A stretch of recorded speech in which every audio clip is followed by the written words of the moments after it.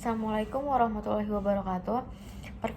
Perkenalkan, nama saya Azari Mufida dengan NPM 1212024-002. Kali ini saya akan menjelaskan tentang standar audit 200, yaitu tujuan keseluruhan auditor, independen, dan pelaksanaan audit berdasarkan standar audit. Nah, yang pertama ini latar belakang.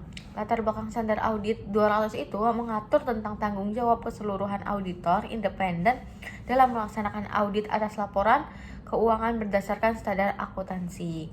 Nah, selanjutnya ini ada ruang lingkup. Ruang lingkup ini ada 3 tujuan standar, tujuan audit, sama tanggal efektif. Nah, tujuan standar ini menetapkan tujuan keseluruhan auditor dan menjelaskan sifat serta ruang lingkup audit yang dirancang untuk mencapai tujuan tersebut. Nah, kalau tujuan audit itu untuk meningkatkan ketingkatan keyakinan penggunaan laporan keuangan yang dituju melalui pernyataan opini auditor. Nah, kalau tanggal efektif ini berlaku efektif untuk audit atas laporan 1 Januari 2022. Nah, selanjutnya itu ada audit atas laporan keuangan.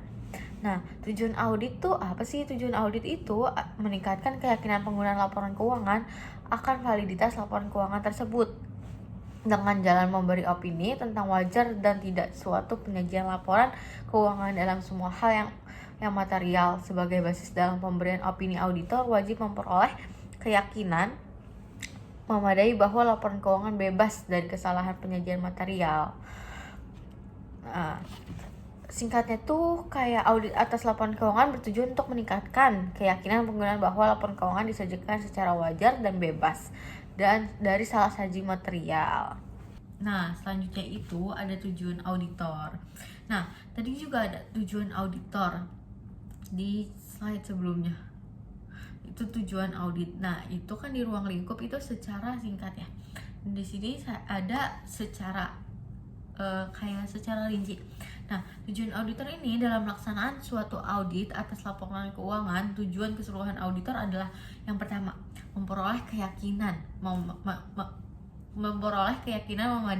tentang apakah laporan keuangan secara keseluruhan bebas dari kesalahan penyajian material, baik yang disebabkan oleh kecurangan atau kesalahan. Nah, yang kedua itu ada melaporkan atas laporan keuangan dan mengkomunikasikan sebagaimana ditentukan oleh SA berdasarkan temuan auditor. Nah, selanjutnya ini ada definisi dari yang standar audit 200 ini. Nah, yang pertama itu ada kerangka laporan keuangan yang berlaku. Itu kerangka laporan keuangan yang diterapkan oleh manajemen dan jika relevan pihak yang bertanggung jawab atas tata kelola dalam penyusunan laporan keuangan yang dapat diterima dari sudut pandang sifat entitas dan tujuan laporan keuangan atau yang diharuskan oleh peraturan perundang-undangan atau regulasi. Nah, yang kedua itu ada bukti audit. Kalau ini tuh kayak informasi yang digunakan oleh auditor dalam mencapai kesimpulan yang mendasari opini audit. Bukti audit mencakup informasi tentang yang terdapat nilai catatan akuntansi yang mendasari laporan keuangan atau informasi umum atau informasi lainnya. Nah, yang resiko audit ini resiko bahwa auditor menyatakan suatu opini audit yang tepat ketika laporan keuangan mengandung kesalahan. Nah, auditor ini terminologi auditor digunakan untuk menyebut orang atau orang-orang yang melaksanakan audit atau jika relevan.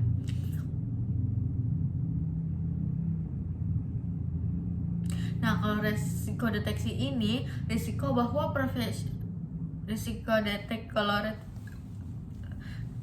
risiko deteksi ini risiko bahwa prosedur yang dilaksanakan oleh auditor untuk menurunkan risiko audit ke tingkat yang lebih rendah. Nah, ada laporan keuangan. Nah, laporan keuangan ini suatu presentasi terstruktur atas informasi keuangan historis, termasuk catatan atas laporan keuangan yang terkait. Nah, terus dan informasi keuangan historis, informasi yang dinyatakan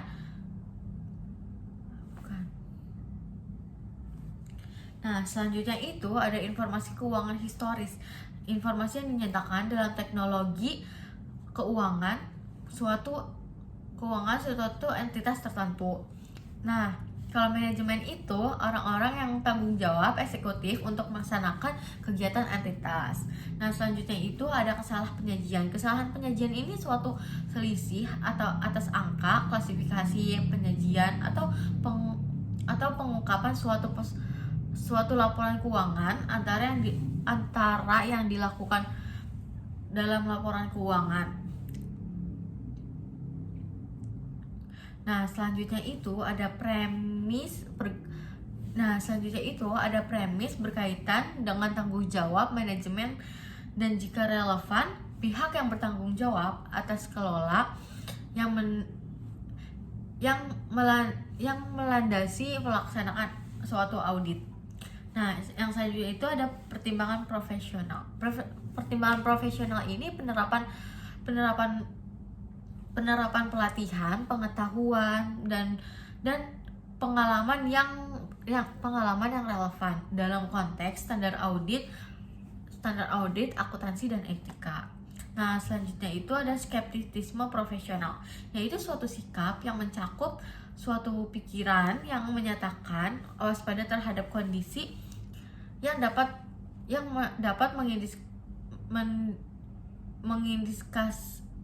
mengindikasikan kemungkinan kesalahpahaman. Nah, ada selanjutnya itu keyakinan memadai. Keyakinan memadai ini dalam konteks suatu audit atas laporan keuangan, suatu tingkat keyakinan tinggi tetapi bukan tingkat keyakinan absolut. Nah, yang terakhir ini resiko kesalahpahaman penyajian material.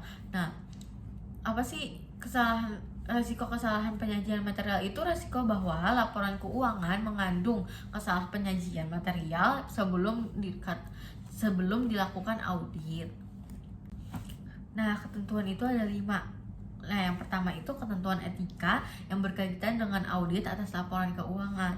Nah, yang kedua itu skeptisisme profesional.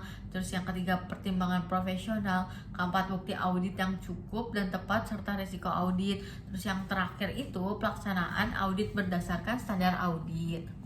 Nah, kesimpulannya itu SA200 itu adalah cetak biru kita menerapkan tujuan keyakinan memadai. Nah, auditor harus menggunakan skeptisisme dan pertimbangan profesional. Dan yang terakhir, audit adalah proses yang memerlukan kerjasama dan pengakuan tanggung jawab yang jelas antara auditor manajemen. Sekian, terima kasih.